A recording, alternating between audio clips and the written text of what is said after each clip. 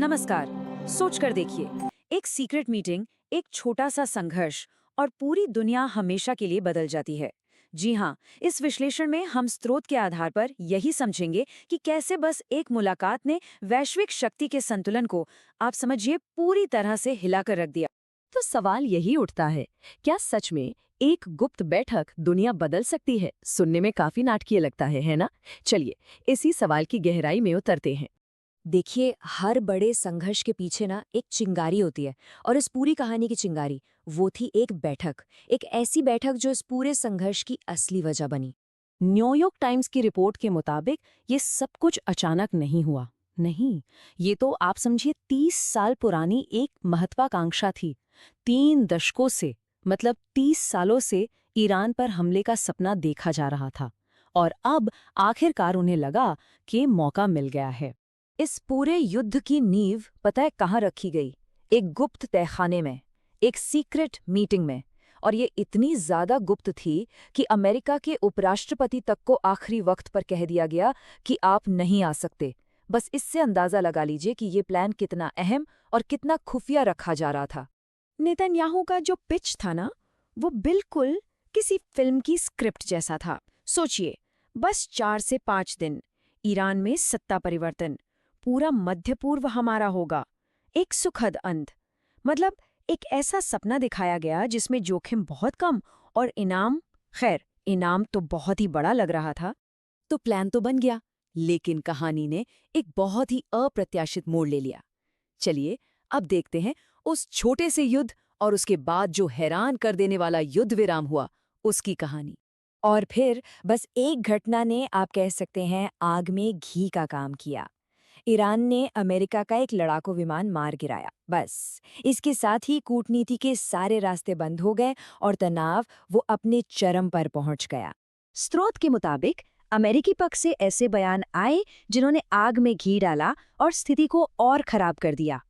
अब अमेरिका की सीधी धमकी के जवाब में ईरान ने, आप जानते हैं, एक बिल्कुल अलग रास्ता अपनाया। उन्होंने कोई सैन्य जवाब नहीं दिया, नहीं। उसके बजाय उन्होंने सीधे ट्रंप के व्यक्तित्व पर ही एक मनोवैज्ञानिक हमला कर दिया। स्रोत का विश्लेषण तो ये बताता है कि इस पूरी कूटनीति का चेहरा तो पाकिस्तान था, लेकिन दिमाग चीन का था। पाकिस्तान तो आप समझिए सिर्फ एक संदेशवाहक था, जिसका इस्तेमाल किया गया ताकि अमेरिका अपनी इज्जत बचा सके। असली खिलाड़ी तो पर्दे के पीछे से खेल रहा था।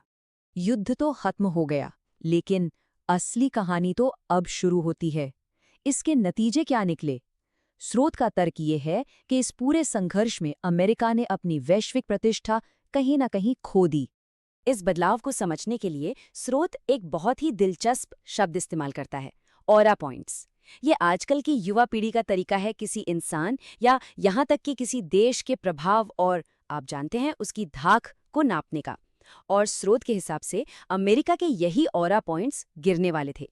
और नतीजा ये हुआ कि अमेरिका के वैश्विक प्रभाव को एक जबरदस्त झटका लगा। जो ऑरा पहले इतना ऊंचा था, वो इस संघर्ष के बाद सीधा नकारात्मक में चला गया।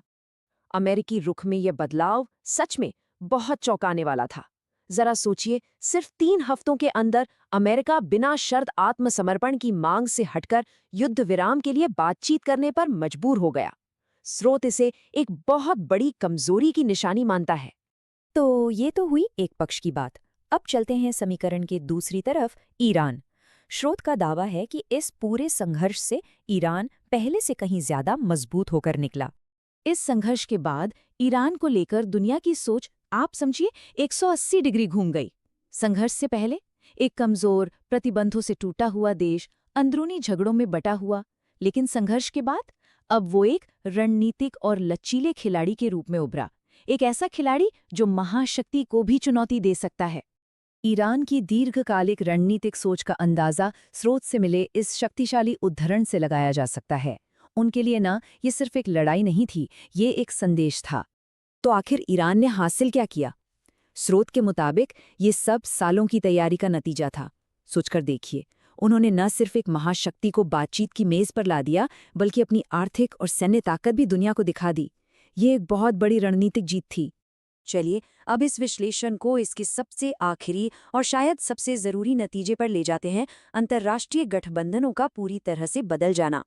इस संघर्ष का सबसे बड़ा नतीजा एक ऐतिहासिक उलटफेर जो कभी सोचा भी नहीं जा सकता था।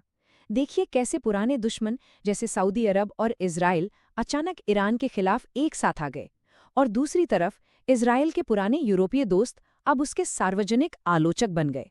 मतलब पूरी भू राजनीतिक शतरंज की बिसात ही पलट गई। लेकिन इस पूरी कहानी में एक सबसे बड़ा विजेता भी था, और सबसे हैरान करने वाली बात यह है कि उसने एक भी गोली नहीं चलाई। स्रोत के हिसाब से वो कौन था? वो देश था चीन।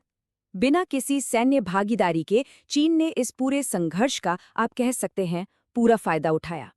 उसे अमेरिकी सैन्य तकनीक की खुफिया जानकारी मिली और उसने अपनी मुद्रा में भुगतान करके अमेरिकी पेट्रो डॉलर के दबदबे को सीधा चुनौती दे दी।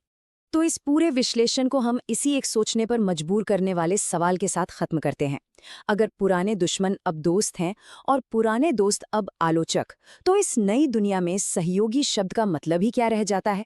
ये एक ऐसा सवाल है जो आने वाले समय के बारे में सोचना जरूरी बनाता है।